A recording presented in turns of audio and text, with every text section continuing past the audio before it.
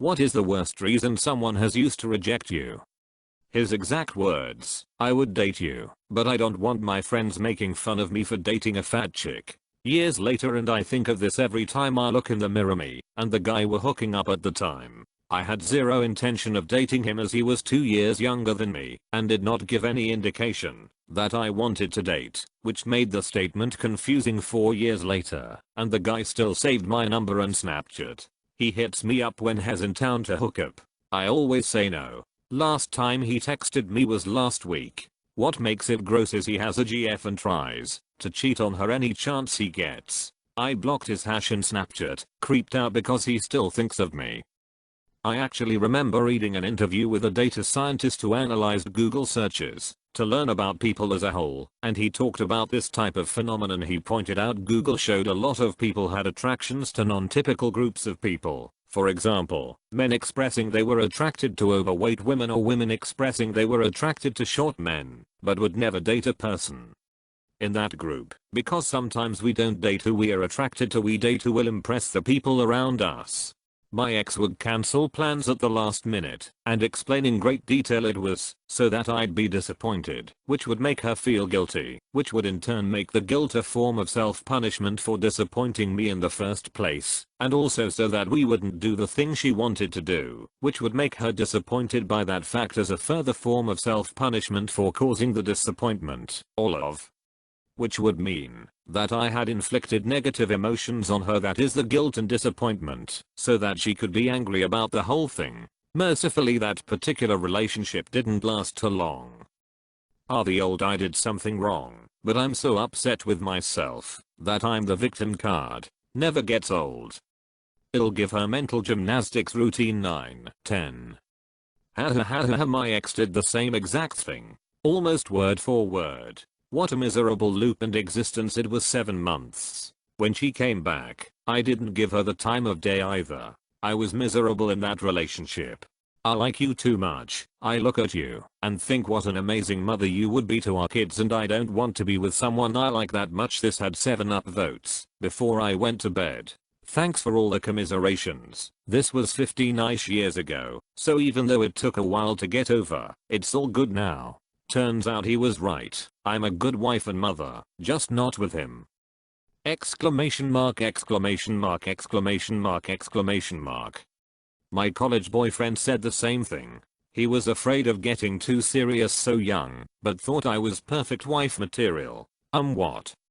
That sounds like something I would do. He probably was thinking that he was protecting you from himself. Right person, wrong time type thing. I had a girl say the same. Yeah, I've been the perfect boyfriend and are going to be a great husband and father someday. Can really mess you up when they tell you did everything right but don't want to be with you. I just don't want to be in a relationship right now. Then a week later she's dating someone else. Just tell me the truth that you don't want to date me. Hurts a lot less than being lied to like that. A girl once told me that she can't date me because her brother goes to the same school as us. I understood, but then I see her dating some guy a month later who goes to the same school as us. Spelling and punctuation. I've been there. I just need to be single for a while, figure myself out. Moves out of my place into the house of the girl he'd been cheating on me with. They're married within 12 months. Ouch. Sorry you went through that pain. Hopefully better times are ahead for you. I have found that this is never true. Even if the person saying it thinks it's true, when they're saying it, it really just means they didn't find someone they wanna go out with badly enough. I was apparently too nice. Remember people, sometimes being too agreeable can be very unattractive. That, and if your go-to response is I don't care, or what do you want to do, that shoves all planning and emotional labor onto your partner, which gets annoying fast. Once in a while is fine. I like to let my soap pick, and she does the same vice versa. But if it's a constant thing, then yeah, it's annoying. Quick story, this girl I was interested in was a vegetarian. She was raised with little to no meat in her diet. Anyways, because of that, I would ask her beforehand what places she was okay with going to, because not all places have a lot of vegetarian options. Her response? Whatever you want. This got old fast. Turns out, she wants me to make all the choices. I broke it off a few weeks later. I have a friend that asked her crush to prom, and he said nah, I have better things to do. She came up with an elaborate idea too. It was really sad. When I was in high school, my good friend asked me to prom. I misheard him, however he asked me, and I thought he was just asking me if I was going to prom, not if I'd like to go as a couple with him. I was like, nah, that sounds horrible and expensive. Why are you going? He paused and hesitated, and finally said, well, I mean, I already bought the tickets. Me, oh cool.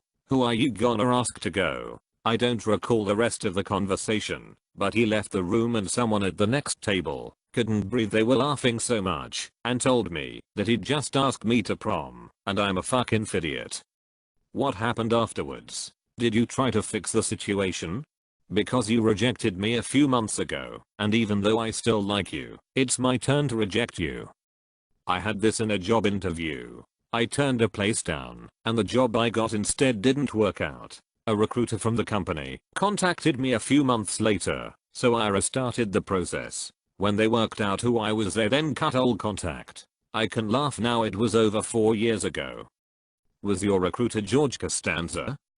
I did this to someone. He rejected me, then a couple months later he wanted to get with me and said that the rejection was to teach me a lesson because I was always rejecting other guys, which really wasn't my fault. It's not like I can date everyone at once. Anyway, I told him that I learned my lesson and now I didn't want him anymore. I don't care, I don't want someone who would do that to teach me a lesson. We're together nearly 2 years and things were, I thought, going great when out of the blue she breaks up, giving me the reason that she thought things were getting too serious and might lead to marriage, and it concerned her that I wasn't Christian. Let me mention that in all the time we were together, she never went to church. I never witnessed her praying or even saying anything to indicate that she might be religious in any way. I later found out from a friend in common that she eventually hooked up with a very Christian guy who didn't believe in a man going down on a woman, but he expected oral from her. She was complaining to the friend that she missed my skills in that department. I'm generally not a petty person, but I will admit I felt very vindicated when I heard that. Sounds like she didn't think her parents would approve. Well, at least you had puss flap licking skills. Sorry, I only like tall boys. Is 6'1" not tall enough for you? I'm 58 dating a girl who is 59. She actually mentions my height quite a bit and says how it's so noticeable. I don't really let it get me down cause I'm happy with myself, but I'm sure things will never work due to how much she cares about it. Yep, don't settle for anything less than extremely enthusiastic about being with you. Any hesitancy eventually comes to a head. Or, it leads to years and years of resentment. Both are bad. Hope things work out for you, but safe to say you've got a lot of work ahead of you whichever way things turn.